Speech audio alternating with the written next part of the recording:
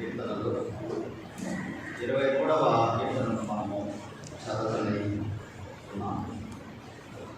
ఈ దినము నాకు సరిపడేలా పాస్టర్ అప్రిసియేషన్ డే సరిపడేలా కీర్తన ఉన్నది. ఈ 23వ కీర్తన అసంఖ్యాకులైన క్రైస్తవ జనాలకి కంఠస్థం వచ్చిన కీర్తన అర్పించుకుంటారని మీరు ఈ కీర్తన ఎంతమంది కంఠస్థం చెప్పండి. చూడండి, చాలామంది నేను ఈ కీర్తన చాలా మందికి పరిచయమైనటువంటి కీర్తన. కీర్తనల గ్రంథంలో ఉన్నటువంటి కీర్తన అన్నిటికంటే ఈ కీర్తన పసిబిడ్డల దగ్గర నుంచి మందుబుద్ధుల వరకు బాగా అనుభవంలో ఉన్నటువంటి తెలిసినటువంటి కీర్తన. ఈ కీర్తనకు కాపరి కీర్తన అనే పేరు ఉంది. The song is known as the Song of the Shepherd. కాపరి కీర్తన. ఈ కీర్తన దావీదు చక్రవర్తిగా ఉన్నప్పుడు రచించినటువంటి కీర్తన. ఎప్పుడు రాశాడో,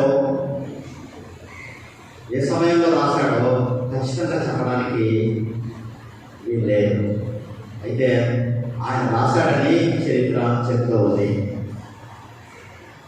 దావీదుకు ఒక కొడుకుండేవాడు, ఆయన పేరు అబ్షాలోం. ఒక చక్కనివాడు. అబ్షాలోం సింహాసనం మీద కన్ను వేశాడు. దావీదు తన కుమారుడిని సింహాసనాన్ని చేజించుకోకుండా సింహాసనాన్ని కాపాడుకోగలిగినటువంటి బలశూరుడు. మనకు తెలుసు, సింహాన్ని ఒట్టి చేతితో చంపాడు, ఎలుగుబండును ఒట్టి చేతితో చంపాడు, గొలియాతును హతమార్చాడు, దాంతో దైవశక్తితో చేశాడు, దైవబలంతో. ఇక ఈ అబ్షాలోం లాంటి కొడుకులు 100 మంది వచ్చిన దావీదు కత్తికి ముందు ఎదురు నిలవలేదు, బలశూరుడు. అయినా ఆ కుమారుడికి ఏమైనా హాని జరుగుతుందేమో, ఒకవేళ ఈ దావీదు యొక్క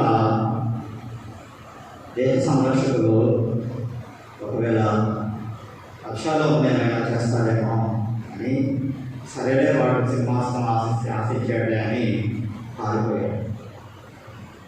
పారిపోయి యోర్దాను నది దగ్గరకు వచ్చాడు. ఆ యోర్దాను నదిలో యబ్బోకు రేవు అని ఒకటి, దాన్ని కూడా దాటి మహనయీకి వచ్చాడు. మహనయీకి కూడా దాటి గిలాదు అనేటువంటి ప్రాంతానికి వచ్చాడు. అక్కడ ఒక 80 ఏళ్ళ ఐశ్వర్యవంతుడైనటువంటి బర్జిల్లయి అనే ఆయన గురించి దేవుడి వాక్యంలో మొదటి సమూయేలు గ్రంథంలో మనకు తేటగా కనిపిస్తుంది.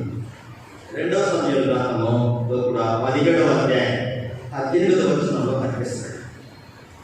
ఆయన ఈ దావీదును ఆయన పరివారం నుంచి వచ్చాడు. అయ్యో, చక్రవర్తి కాదు, ఈ విధంగా పారిపోయి వచ్చాడే, ఏమిటి విషయం అని ఆ అంగరక్షకులను అడిగాడు.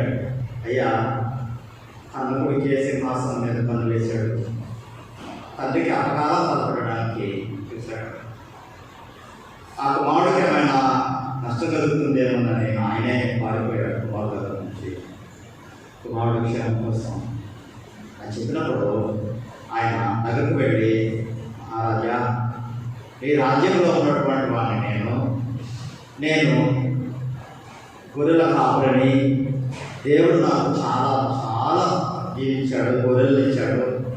ఈ గొర్రెల వల్లనే నేను ఈ గిలాదులో అందరికంటే ఐశ్వర్యవంతుడయ్యాను.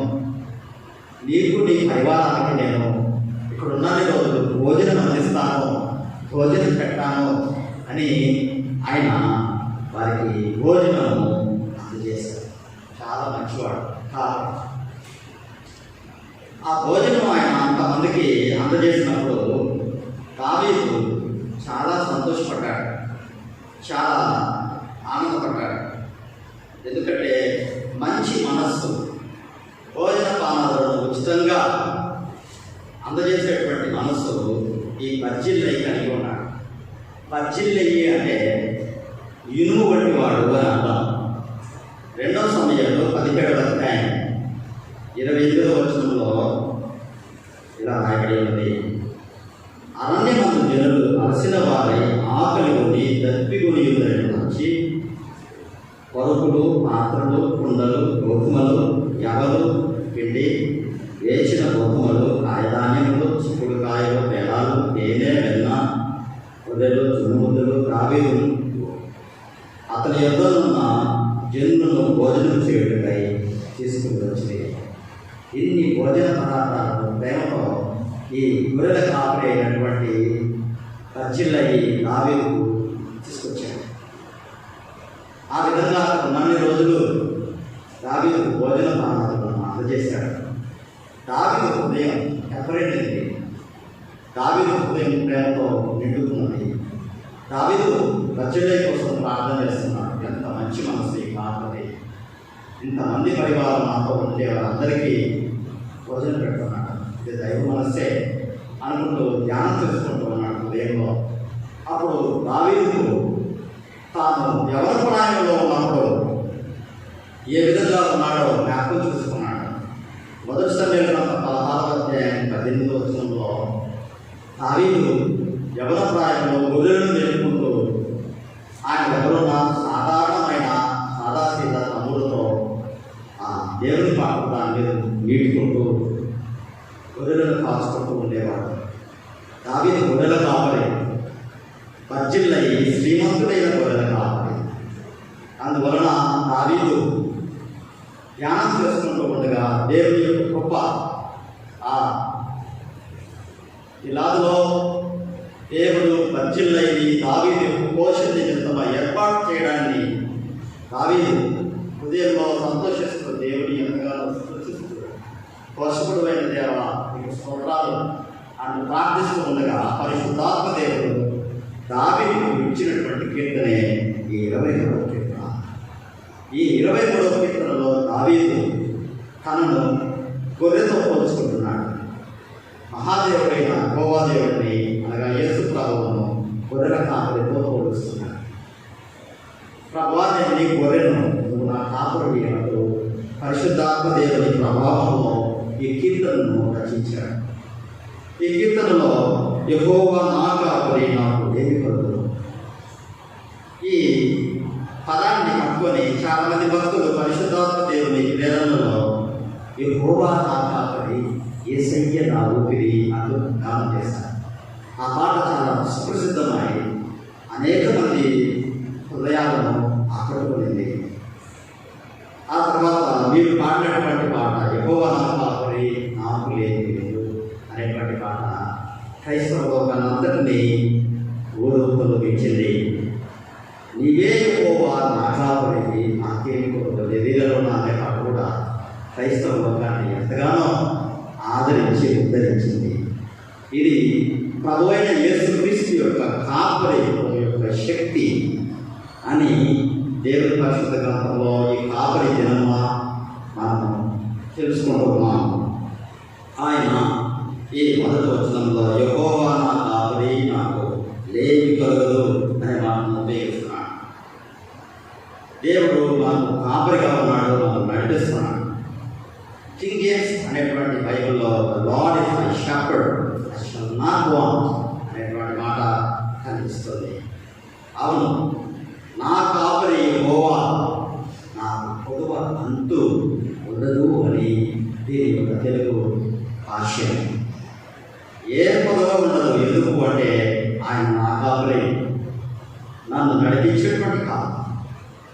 ఆ కాపరి మన పోషకుడైన కాపరి. నిన్ను నన్ను కరోనా కాలంలో, గడ్డు కాలంలో పోషించిన కాపరి. అనేక మంది నిరుపేద సంఘ కాపరులను ఈ సంక్షోభ కాలంలో, దాదాపు 6-7 నెలల సంక్షోభ కాలంలో పోషించినటువంటి కాపరి, వారికి తోడుగా ఉన్నటువంటి కాపరి. అందుకే ప్రభువైన యేసుక్రీస్తు యోహాను సువార్త 10వ అధ్యాయము 11వ వచనంలో అపొస్తలుడైన యోహాను ప్రభు యొక్క రొమ్మున ఆనుకున్నట్టు ఇష్టపడేటువంటి యోహాను ఏమన్నాడు అంటే, యేసు ప్రభు చెప్పినటువంటి మాట ఉన్నదన్నట్టుగా చెప్పాడు.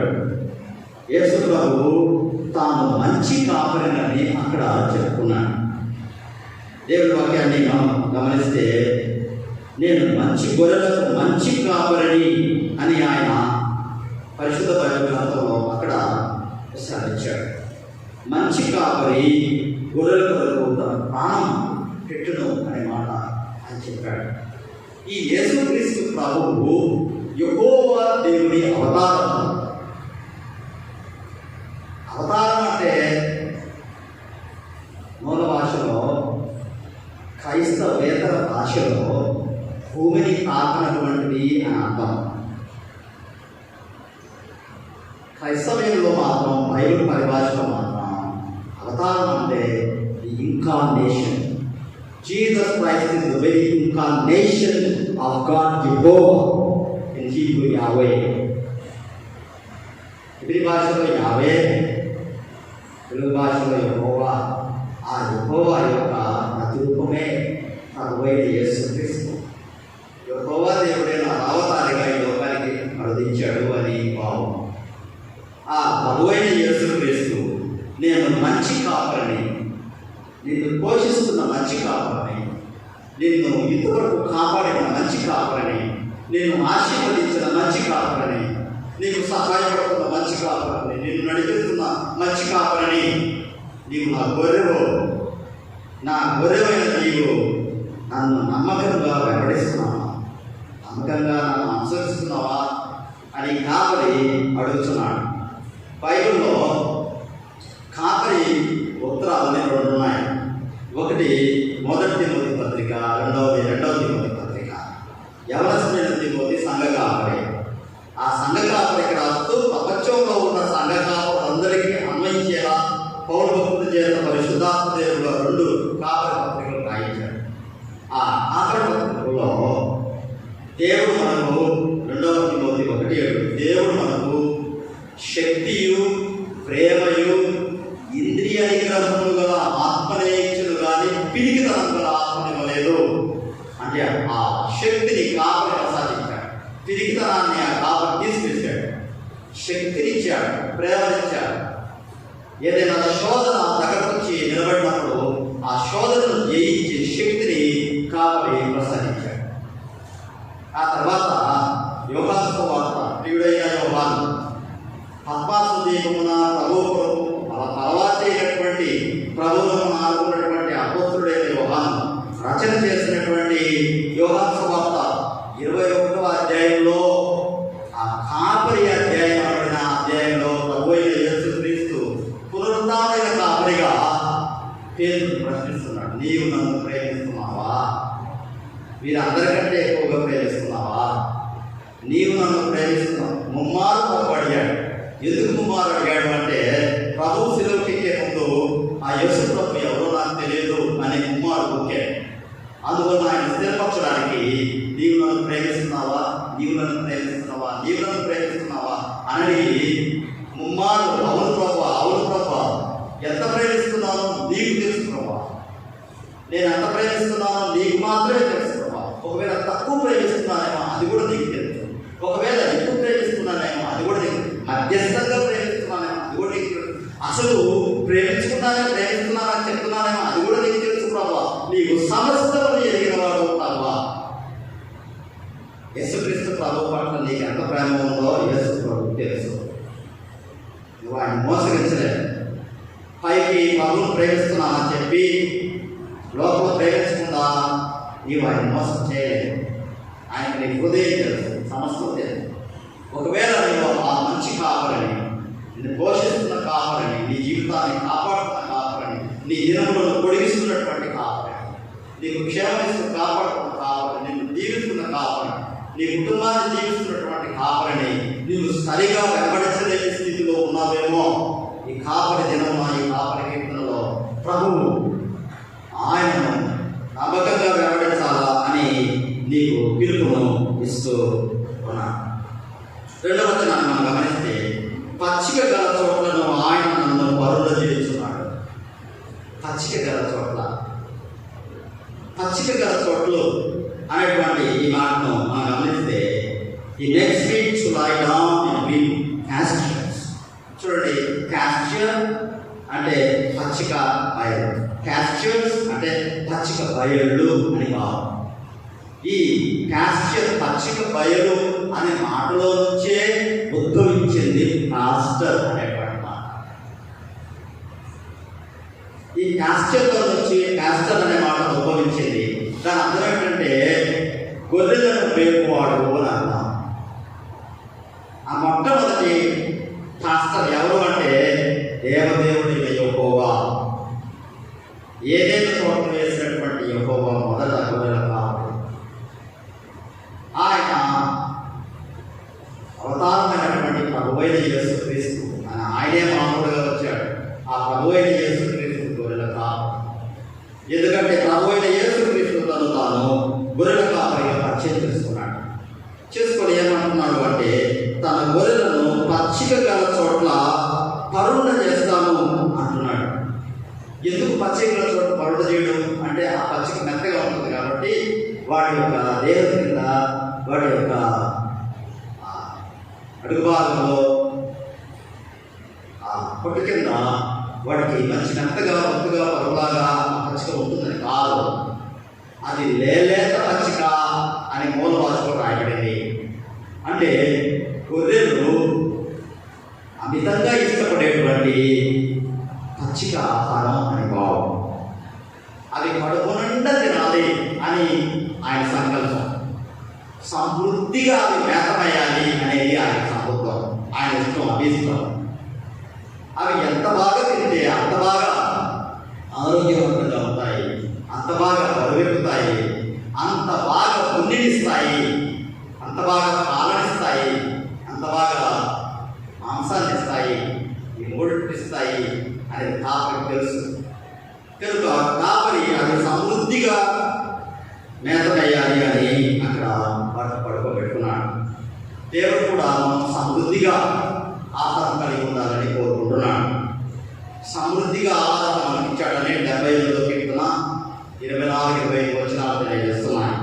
సమృద్ధిగా మనకు ఆహారం ఇచ్చి ఆ ఆహారం ద్వారా మనకు ఉల్లాసాన్ని ఇచ్చాడని దేవుడి వాక్యం అపొస్తలుల కార్యములు 14-17లో రాయబడింది. ఇది కేవలం భౌతిక ఆహారమే కాదు, ఈ పచ్చిక దేవుడి వాక్యం అనే ఆధ్యాత్మికమైనటువంటి ఆహారం. ఈ ఆహారాన్ని ఎవరిస్తున్నారు అంటే గొర్రెలు వాటికై అవి కనుగొని వెళ్ళడం లేదు.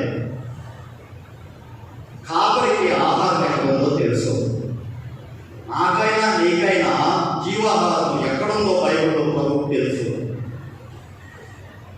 మనకు ఆయన ప్రతి వారం ఎక్కడి నుంచి ఆహారం ఇవ్వాలో, ఆధ్యాత్మిక ఆహారం ఇవ్వాలో ఆయన ఎరిగి ఉన్నాడు.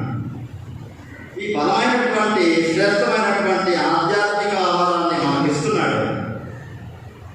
మనం ఆయన ప్రభులో ఆధ్యాత్మికంగా వర్ధిల్లడానికి, క్షేమం కలిగి ఉండడానికి కోరుకుంటూ ఉన్నాడు. భౌతిక ఆహారాన్ని ఆశించేటువంటి మనము భౌతిక ఆహారాన్ని తీసుకుంటున్న రీతిలో ఆధ్యాత్మిక ఆహారాన్ని మనం తీసుకుంటున్నాం. ఆధ్యాత్మిక ఆహారాన్ని మనం చక్కగా సమృద్ధిగా భుజిస్తున్నామా? ఆ తర్వాత శాంతికరమైన జలముల యొక్క నన్ను నడిపిస్తున్నాడు.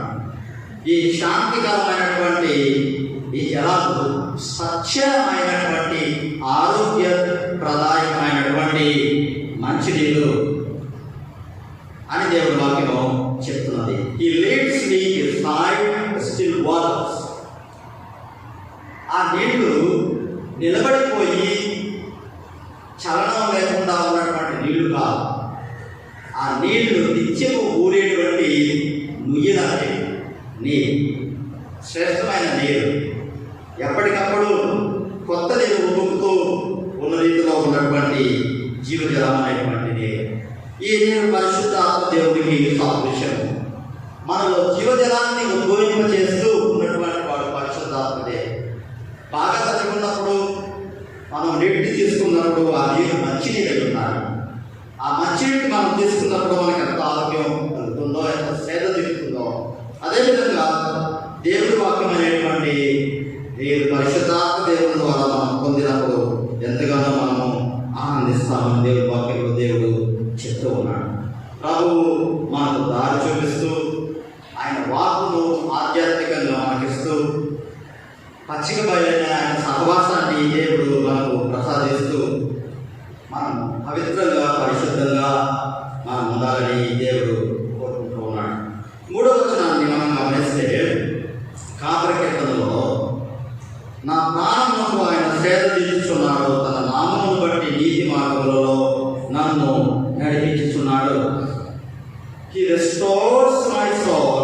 He leads me in the path of righteousness for His name's sake.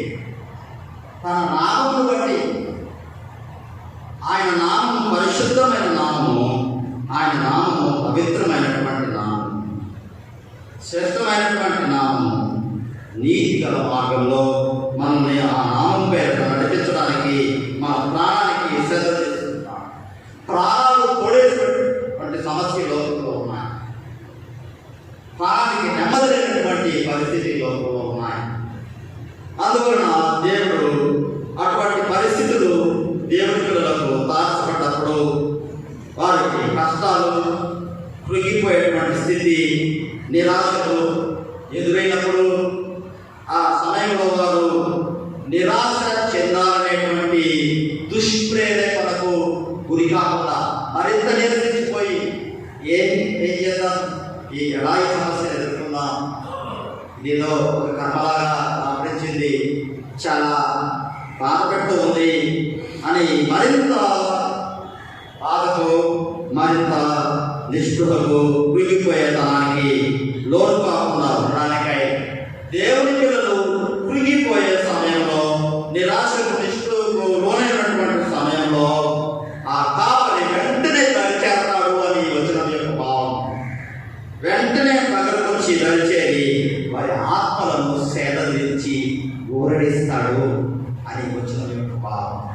నిన్ను పోషించే కాపరి, నిన్ను కాపాడే కాపరి, నిన్ను సేదరించి ఊరడించేటువంటి కాపరి, ఇటువంటి కాపరి ఆయన ఒకటే.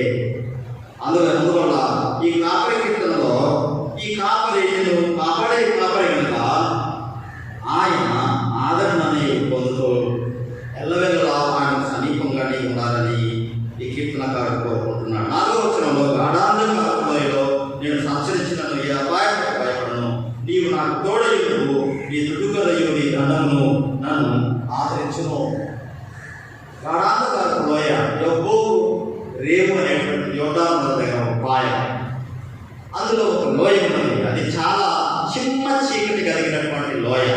ఆ లోయ అనుభవాల గురించి దావీదు చెప్తున్నాడు. అటువంటి లోయలో కూడా ఆ చిన్న చీకటిలో, కటిక చీకటిలో, కారు చీకటిలో కాంతి రేఖగా ప్రభువు దావీదుకు తోడయుండి ఆయన నడిపించాడని ఈ 4వ కీర్తనలో ఆయన చెప్తున్నాడు. ఆయన అంటున్నాడు, చావు నీడ ఉన్న లోయలో నేను నడిచినా, చావు నీడ, ఆ చావు నీడ పైకి వచ్చినప్పుడు ఈ కాపరి ఏం చేస్తున్నాడు అంటే ఆయన తన కృపని గొడుగు పడుతున్నాడు. చావు నీడలో చిక్కుకోకుండా ఆయన కాపాడుకుంటూ ఉన్నాడు. ఏ కీడుకు భయపడకుండా చేస్తూ ఉన్నాడు. ఆయన చేతిలో ఒక కర్ర ఉన్నది. ఆ కర్ర మనల్ని కాపాడడానికి, మనం పక్కకు తట్టుకోకుండా ఉండడానికి ఉపయోగించేటువంటి కర్ర. కాపరి యొక్క చిత్రపటంలో మనకు కనిపించేది గొడుగు కర్ర. ఆ కర్ర ఎందుకు, ఆ గొడుగు క్రూక్ స్టిక్. ఆ క్రూక్ ఎందుకు అంటే గొర్రె తనకు తెలియదు, ఆ కొండల మీద వేస్తూ పక్కన గుంట మొదల సంగతి తెలియక, పక్కన పొదలున్నాయన్న సంగతి తెలియక వెళ్ళి అది ఇరుక్కుంటుంది. ఆయన ఏం చేస్తాడు అంటే ఆ వంకిని పెట్టి దాని కాలుకో మెడకో పెట్టి మెల్లిగా లాగి తన హక్కున చేర్చుకుంటాడు. ఒకవేళ దానికి ఏదైనా గాయమైందంటే దాన్ని ఎత్తి తన భుజాల మీద పెట్టుకుంటాడు. 2 కాళ్ళు ఇటు. ఇటీవల నా సోదరి మనకు పరిశుద్ధాత్మ దేవుడు నా చేత ఆయన నేను భుజాలు పెట్టుకునే తండ్రి అనే సందేశాన్ని చేయించాడు.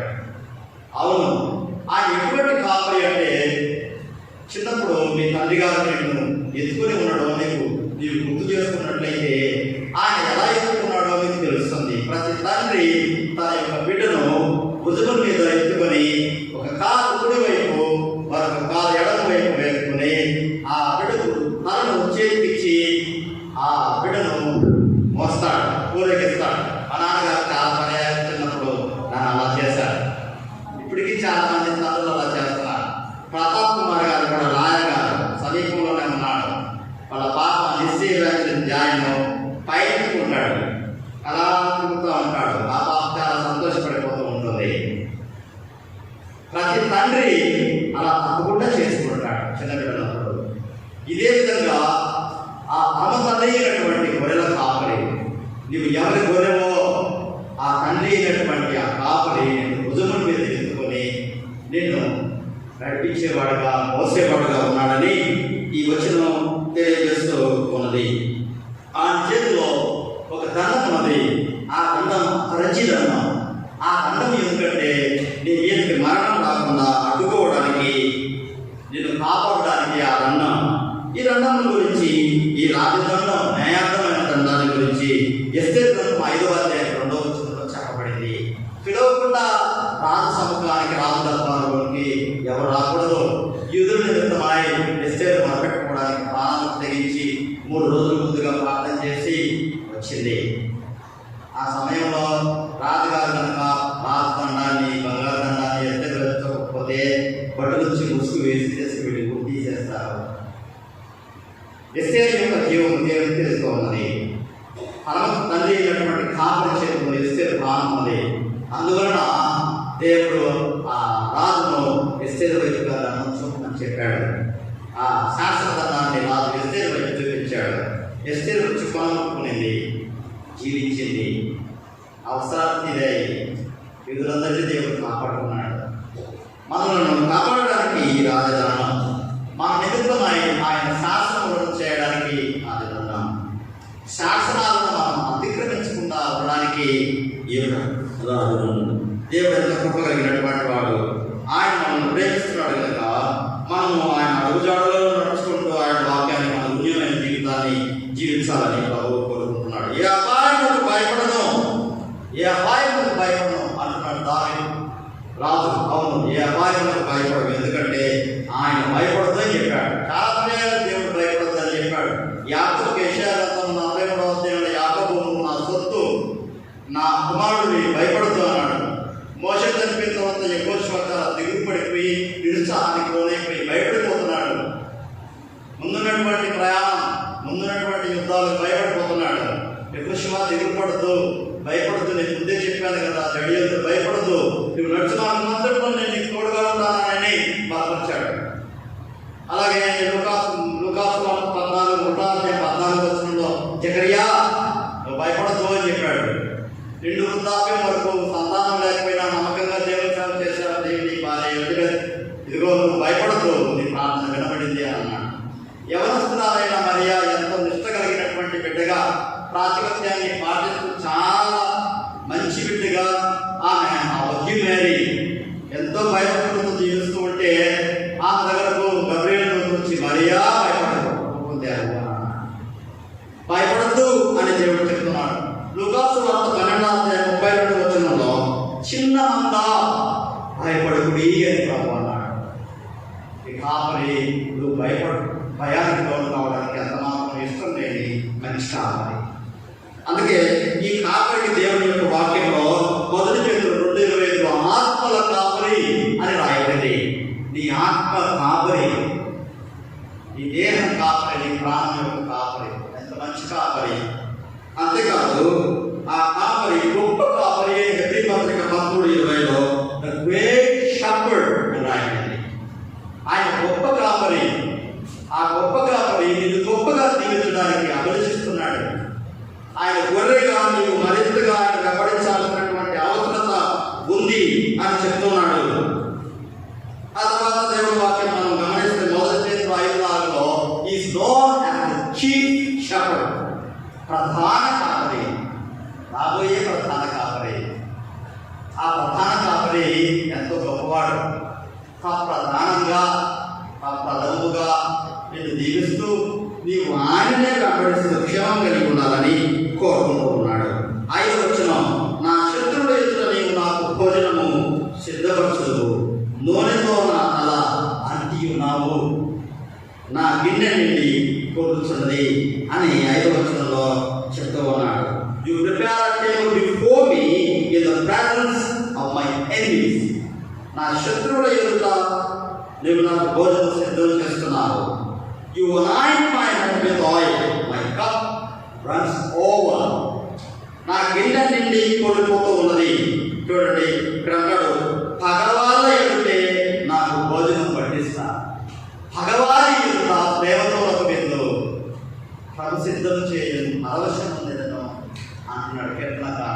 చూడండి ఎటువంటి ఆ పరవశానికి సంబంధించినటువంటి మాటలను గుదిగుచ్చి రాశాడు వాక్యం. పరిశుద్ధాత్మ దేవుడు ఆయన నింపుకునగా పరవశం లేదని అంటున్నాడు. పగవారి ఎదుట ఎవరు పగవారు? నీవు ద్వేషించేవారు పగవారు కాదు. నువ్వెవరిని ద్వేషించలేదు. దేవుడికి వరగా యేసు ప్రభు అనే కాపుడి వరగా నేనైనా నీవైనా ఎవరిని ద్వేషించలేము. మనం అజాత శత్రువులుగా ఉండడానికి ఇష్టపడతాం. అజాత శత్రువులుగా శత్రువు లేనటువంటి వారు ఎవరు మనకు శత్రువులు కాదు. మనం ఎవరైనా ద్వేషిస్తే ఒకవేళ లోపల ద్వేషిస్తూ బయట బాగా ఉంటే అది ప్రభు చూసుకుంటాడు. వారి వల్ల ప్రమాదం ఉంటే కల్లో ప్రభు కనపడి చెప్తాడు. ఒక వ్యక్తి నిన్ను పైకి బాగా పలకరిస్తున్నాడు, లోపల రాక్షసుడు సాతానుడు, జాగ్రత్తగా ఉండు నా కుమారుడు కుమార్తె అని ప్రభువే కాపాడతాడు. ఇటువంటి ప్రభువు దేవుడు. అయితే ఈ లోకము ప్రభువు గిట్టదు. ప్రభు అంటే లోకానికి గిట్టదు. ప్రభు అందరిని ప్రేమిస్తున్నాడు, లోకాన్ని ప్రేమిస్తాడు, లోకాన్ని ప్రేమించడానికి వచ్చాడు. అయితే లోకానికి ప్రభు అంటే గిట్టదు. ప్రభు చెప్పాడు అన్నమాట యోహాను సువార్త 15:18 లోకము మిమ్మును ద్వేషించిన యెడల, లోకం మనల్ని పైకి బాగా పలకరిస్తుంది. అయితే వారికి చీకటి ఉంది కనుక ప్రభువు లేడు కనుక లోకం మనలను ద్వేషిస్తుంది. లోకంలో ద్వేషిస్తుంది లోకం మనలను. లోకం మిమ్మల్ని ద్వేషించిన యెడల మీకంటే ముందుగా నన్ను ద్వేషించనని మీరు ఎరుగుదురు. చూడండి, అందుకే దేవుని పిల్లలతోనే సహవాసం చేయాలి, దేవుని పిల్లలతోనే ఫ్రెండ్షిప్ చేయాలి, పరిశుద్ధులతోనే ఉండాలి, పరిశుద్ధులతోనే సహవాసం కలిగి ఉండాలి. దేవుని పిల్లలకు శత్రువులు ఎవరుగా సాతాను మూకులు, సాతానుడు వారి అనుచరుడు. సాతానుడు వారి అనుచరుడు ఎంతమందో ఎవరు లెక్క కట్టలేరు. ఇంతవరకు ఎవరు లెక్క కట్టలేదు. సాతానుడికి ఎంతమంది అపవిత్రాత్మల అనుచరులుగా ఉన్నారో ఇంతవరకు తెలియదు. అయితే వీడు దేవుని విడుదల శత్రువు, దేవుని విడుదల విరోధి, సంఘానికి విరోధి, ప్రార్థనకు విరోధి, వాక్య పఠనకు విరోధి, వాక్య ధ్యానానికి విరోధి, దేవుడికి ఇవ్వడానికి విరోధి, దైవ సంబంధమైన కార్యకలాపాలన్నిటికీ అగర్భ శత్రువు. అందువలన 1 పేతురు పత్రిక 5వ అధ్యాయంలో వచ్చిన పేతురు మహాశయుడు అంటున్నారు, మీ విరోధి నా అపవాది గర్జించు సింహములే ఎవరిని మింగుదునా అని అడుగుతూ తిరుగుతున్నాడు అంటాడు. శత్రువు. ఈ శత్రువుల మోకను ఎదుర్కోవడానికి దేవుడిచ్చే సర్వాంగ కవచాన్ని మనం ధరించుకోవాలి. వాటిలో ప్రప్రథమంగా 2 అంచుల వాడి కలిగినటువంటి ఆత్మకత్వం అనే దేవుడి వాక్యాన్ని మనం ఎల్లప్పుడూ కలిగి ఉండాలి అని ఎఫెసీ పత్రిక 6వ అధ్యాయం 10వ వచనంలో దేవుడు సెలవిచ్చాడు. మీరు పోరాడేది మండలమందున్న దురాత్మల సమూహాలతో అన్నాడు. వారు దేవుడు శత్రువులు కనుక మనం ఎల్లప్పుడూ కూడా ప్రభు పాదశలి సమీపంగా ఉంటూ ప్రార్థన చేస్తూ ప్రభువును మహిమిస్తూ ఆయన వాక్యాన్ని ధ్యానం చేస్తూ ఆయన సమీపంగా ఉంటూ శోధన మీద విజయం సాధిస్తూ ముందుకు సాగాలి. నూనెతో నా తల అంటి ఉన్నారు అన్నాడు. ఒక వ్యక్తి అతిథి ఈ దావీదు రాజు బర్జిల్లయి అనే ఆయన ఇంటికి వెళ్ళాడు. ఆయన ఇల్లు చూద్దామని వెళ్ళాడు. వెళ్తే ఆ బర్జిల్లయి నూనె తీసుకున్నాడు. నూనె తీసుకుని దావీదు తల మీద పోసి అంటాడు. అది ఆనాటి సాంప్రదాయం. దావీదు ఏం గుర్తించింది అంటే దేవుడే అంటినటువంటి దినం జ్ఞాపకానికి వచ్చింది. 1 సమూయేలు 16వ అధ్యాయం 18వ వచనంలో యెషయి ఇంటికి వెళ్ళి అక్కడ ఆయన కుమారులలో నేను నీకు చూపిండి ఒకరి మీద పోయి ఇది అభిషేక తైలం, అతనే సౌలు తర్వాత నేను ఎన్నుకున్నా ఇశ్రాయేలు సమైక్య రాజ్యానికి చక్రవర్తి. ఆ నూనె పోసి అభిషేకం చేశాడు. ఆ తర్వాత అతిథిగా ఇక్కడ బర్జిల్లయి ద్వారా అభిషేకం పొందాడు. దావీదు నూనె పోసాడు. బర్జిల్లయి దావీదు ఎంతో సంతోషించాడు. తల మీద నూనె పోయడం అనగా ఆశీర్వదించడం, తల మీద నిప్పులు పోయడం అనగా నశించాలని కోరుకోవడం. కొంతమంది నూనె పోస్తారు, నూనె పోయిపోయినా నూనె పోసే మనసు లేకపోయినా కాసిన నీళ్లు పోసిన చాలు, కానీ నిప్పులు మాత్రం పోయకూడదు. ఎందుకు అంటే దేవుడు ఎంతో గొప్పవాడు, ఎంతో కనికరంగా సమస్తాన్ని చూస్తుంటాడు, సమస్తాన్ని గమనిస్తుంటాడు. అందువల్ల దేవుని పిల్లల కూడా అపకారాన్ని తాకకూడదని దేవుడు కోరుకుంటున్నాడు. ఇటువంటి దావీదు జీవితంలో తన నా గిన్నె నిండి పొంగిపోతూ ఉంది అంటున్నాడు. గిన్నె నిండి పొంగిపోతూ ఉంది అంటే సంపదలు పొంగిపోతున్నాయి. సంపదలే కాదు, ఆయన ఆధ్యాత్మికమైనటువంటి గిన్నె ఆధ్యాత్మిక ఆశీర్వాదాలతో పొంగిపోతూ ఉంది, పొంగి పరడిపోతూ ఉంది. ఆత్మ తన్మయత్వంతో నిండుకుంటూ ఉన్నాడు, సంతోషిస్తూ ఉన్నాడు దేవునిలో. ఆ తర్వాత చివరిగా నేను బ్రతుకు దినములన్నీ కృపాక్షేమంగా నా పెట్టవచ్చును, చిరకాలము యెహోవా మందిరంలో నేను నివాసము చేస్తాను అంటున్నాడు. Surely goodness and mercy shall follow me all the days of my life. ఇది ఇంగ్లీష్ పాట. Surely goodness and mercy shall follow me all the days of my life. నేను బ్రతికి దినాలన్నీ నా జీవిత కాలం అంతా మేలు అనుగ్రహము నన్ను వెంటి వస్తాయి, ఎందుకంటే నా కాపరి నాకు లేదు, ఏ విషయంలో కూడా లేదు. ఆయన అన్ని చూసుకుంటాడు. నాకేమి ఇవ్వాలో ఆయనకు తెలుసు. ఒకవేళ హానికరమైనది ఏదైనా అడిగితే ఆయన ఇవ్వడు, తర్వాత చెప్తాడు అది హానికరం, అందుకే నాకు దాన్ని నీకు ఇవ్వలేదు. ఆయన మనం కోరే వాటన్నిటికంటే శ్రేష్టమైనవి మనకు ఇస్తాడు.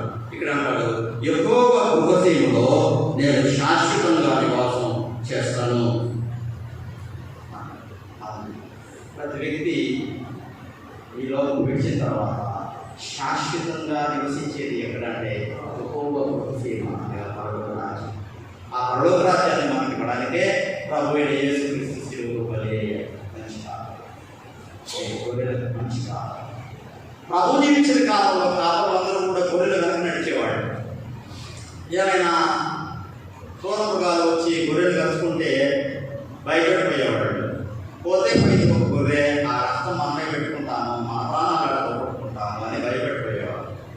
అయితే ఈ కాలం ఆ కాలంలో ముందు నడిచేవాడు. గొర్రెలన్నీ వెనకుండగా ఈ కాలం ముందు నడిచేవాడు. ఏదైనా తోడే ఒకవేళ గొర్రెలు నోటు కచ్చుకోవడానికి వస్తే ఈ కాపరి అడ్డుకునేవాడు. ఈ విధంగా ప్రభు అయిన యేసుక్రీస్తు గొర్రెలమైన మాట్లాడుతున్నాడు. ఆయన ముందు నడుస్తున్నాడు. గొర్రెల కాపరి వెనక నడుస్తాడు ఎప్పుడు, కానీ ఈ కాపరి ముందు నడుస్తాడు. ఎదురు వచ్చే అపాయాన్ని ముందుగా అడ్డుకుంటాడు. దేవుడు మంచి కాపరి. ఈ కాపరికి యెహోవా నా కాపరి, యెహోవా నా ఊపిరి, యెహోవా నా సమస్తం, ఆయన నా సమస్తం, నా పోషణాధారం, నా పోషకుడు, నా సంరక్షకుడు, నా సర్వస్వం. ఈ కాపరిని సర్వస్వంగా ఉన్నాడు. ఈ కాపరిని నువ్వు గమనిస్తున్నావా? ఈ కాపరి ఎడల నీవు కృతజ్ఞత కలిగి ఉన్నావా? ఈ కాపరి ఎడల నీ ప్రేమ విగుణీకృతం అవుతూ ఉంటా. ఈ మధ్యాహ్న కాల సమయంలో నేను ఇంతవరకు నీ ప్రాణాన్ని నిలిపి కాపాడి నేను ఈ క్షణం వరకు కృపలో నిలిపినటువంటి ఈ కాపరి మీద నీ హృదయంలో ప్రేమ పడుతుందా? నీవు కూడా దావీదుతో నీవు నేను నా నిండి కొల్లి కొట్టుకుంది. ఈ మధ్యాహ్న కాల సమయంలో నేను నీవు నా కాపరి, నా ప్రాణాన్ని కాపాడే కాపరి అని చెప్పగలమా? చెప్పు. పరిశుద్ధాత్మ దేవుడు మనకు సహాయం చేయగలరు. ప్రార్థన చేస్తున్నాం. ఈ సమయంలో ప్రార్థన తర్వాత రాష్ట్ర అప్రిషియేషన్ డే ఉంటుంది. దాన్ని మా ప్రియులతో ప్రార్థిస్తున్నాం. మహాపరిశుద్ధ తండ్రి ఈ బాధల స్తోత్రాలు. ఈ రాష్ట్ర అప్రిషియేషన్ డే అన్న మీరు మాకు ఇచ్చినటువంటి ఈ కాపరి కీర్తన అనేటువంటి దైవ ధ్యానం కూడా వేస్తూ ఉన్నారు. పరిశుద్ధాత్మ దేవుడు ఆయన మాటలను మాకు అందజేస్తుంది. ఈ మాటల భావాలలో మేము జీవిస్తూ మా మంచి కాపరి అయిన ప్రభువైన యేసుక్రీస్తు, మా ప్రాణపడిన కాపరి అయిన యేసుక్రీస్తు, మా ప్రధాన కాపరి, ఆ గొప్ప కాపరి, ఆ ఆత్మల కాపరి మేము సదా నమ్మకంగా వెంబడించుటకు మమ్మల్ని బలపరచుమని మీ శాశ్వతమైన ప్రేమపై స్తోత్రం చేస్తుంది. మీ గురులమైన మమ్మల్ని మీరు కాచి కాపాడు నడిపిస్తూ జీవిస్తూ స్తోత్రం చేయండి. మా ప్రభువైన యేసుక్రీస్తు వారి పరిశుద్ధ నామములో ప్రార్థిస్తున్నాం తండ్రి, ఆమేన్. మందపడే సాయంతో యోసేపును నడిపించినటువంటి గొర్రెల కాపరి అయిన యెహోవా దేవుని ప్రేమ, నేను మంచి గొర్రెల కాపరిని అని గురి నామమున అనే కాపరి యొక్క శాశ్వతమైన కృప సంఘం అనే గదుల్లో ఉంటూ బలపరుస్తూ అన్యోన్యమైన సహవాసాన్ని సమాధానాన్ని అందజేస్తూ నడిపిస్తూ ఉన్నటువంటి నడిపించే కాపరి పరిశుద్ధాత్మ దేవుడైన అన్యోన్యమైన సహవాసం సన్నిధానం ఆయన ప్రేమించే బిడ్డలందరికీ ఆయన పరిశుద్ధ ఆలయంలో కాపరి దినంలో నిలిచి ఉన్నటువంటి మనకు ఇప్పుడు ఎల్లప్పుడూ చిరకాలంతో నడిపించుదాము. ప్రభునామంలో మీ అందరికీ హృదయపూర్వక వందనములు. పేరు వరుసగా మీ అందరికీ హృదయపూర్వక దేవుడిని ఆశీర్వదించి